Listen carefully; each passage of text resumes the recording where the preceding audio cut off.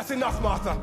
You've made an enemy of me, Reindeer. Make no mistake about it. Welcome to MsMojo, and today we'll be looking at the sinister true tale of baby reindeer on Netflix. Look, I'm really worried here. I think she needs help.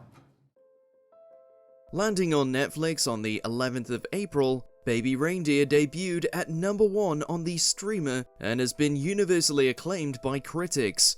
I would like to report something. How does it work? What would you like to report? I don't know how to tell you this, but I'm getting stalked. Written by and starring Scottish comedian Richard Gadd, it dramatizes a period of his life where he was relentlessly stalked and harassed by an older woman known in the show as Martha Scott. You say this woman's stalking you? Yeah, she comes to my work, she comes to my house. She sends me emails like all the time. It's based on two separate one-man plays Gadd wrote and performed, Monkey See, Monkey Do, and then Baby Reindeer itself, all based on Gadd's real experiences. It's a patronizing, arrogant feeling sorry for someone you've only just laid eyes on, but I did. I felt sorry for her. He said he went to great lengths to make the Netflix adaptation as truthful as possible. Can I get you something? No thanks. Are you sure? Cup of tea?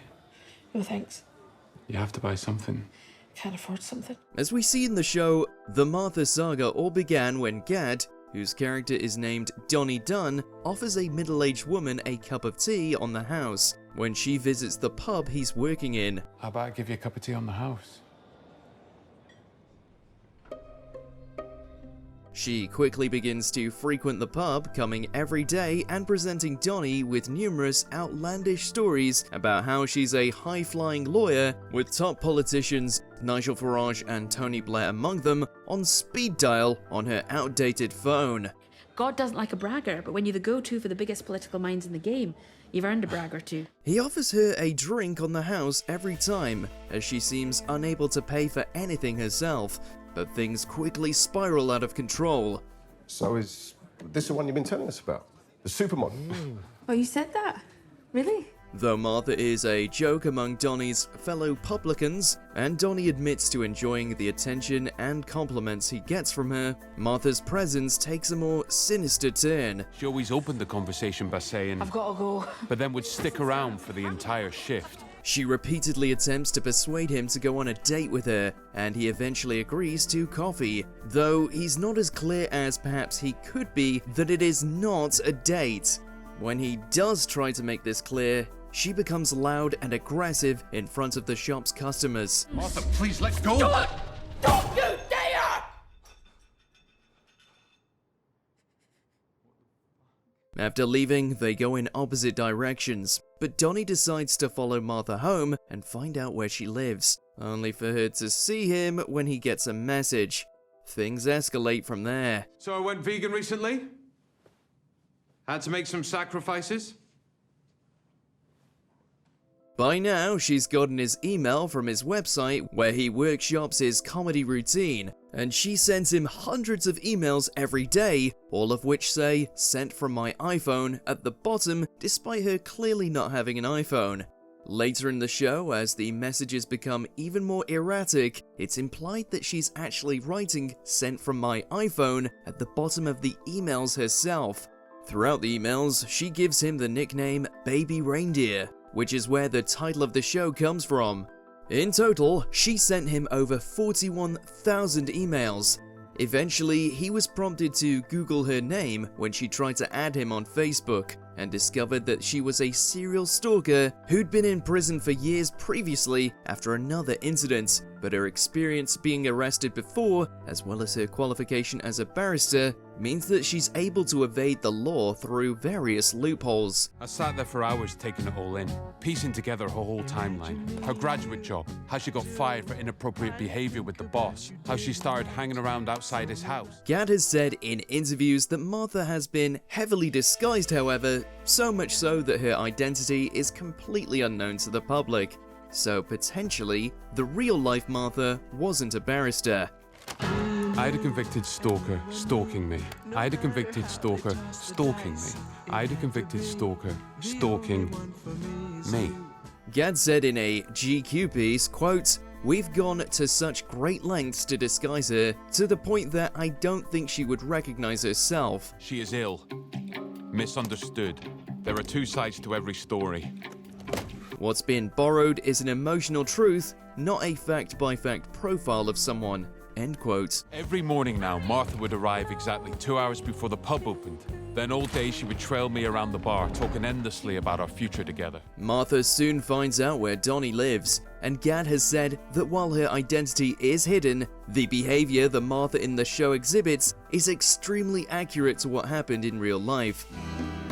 Every day now, Martha would be outside, this ticking time bomb on my life. She briefly ingratiates herself with Donnie's landlady and is invited into the house, and then spends weeks upon weeks sitting at the bus stop outside waiting for him, hiding from anybody else who might recognize her. How was your shift, Reindeer? Did you think of me? But empathy gets the better of him, and he takes her home late one night, making her a cup of tea. He again tries to persuade her to leave him alone, but she doesn't. If you stop now and never contact me again, then it's almost been perfect, hasn't it? When Donnie starts dating someone seriously, Martha eventually finds out. She violently assaults Donnie's girlfriend Terry and again ignores him when he warns her away. I swear to God, you lay another finger on him, I'm gonna wipe that lip from you, mark my word. She still follows him and waits for him, but has now escalated to verbally abusing him to bystanders whenever he's near. He convinces his boss at the pub to bar Martha, but this is easier said than done, and she's still able to come and go. Hey, you should see the woman he's dated. Pig ugly. If he stooped any lower, he'd be a hunchback. She also harasses his ex-girlfriend on Facebook, and at one point throws coke in her eyes, which is harrowing given that it could very easily have been a far more dangerous liquid. Someone just attacked me. What? I thought it was acid. I thought I was going to go blind. By this point, he's already gone to the police, as Gadd did in real life, but they are completely inept. In real life, Martha made 6 different Facebook accounts to harass him and his family members, and also wrote him hundreds of pages of letters. Then came the comments on all my photos, some as far back as when I first opened the account. If you've been following the news for the last few years, you'll know that in the UK, police find stalking extremely difficult to investigate and prosecute, and they often won't do anything at all until the stalker has a very violent escalation. Have you been to the police? Yeah, I have, but they, wouldn't take it seriously. Donnie then tries to trick Martha into sending him an incriminating email he can pass on as evidence, but finds out that she's recorded their conversation, which means the police go after him for entrapment. Did you meet Martha Scott in the street yesterday? Yeah, like by chance. Did you ask her to send you a sexually threatening email?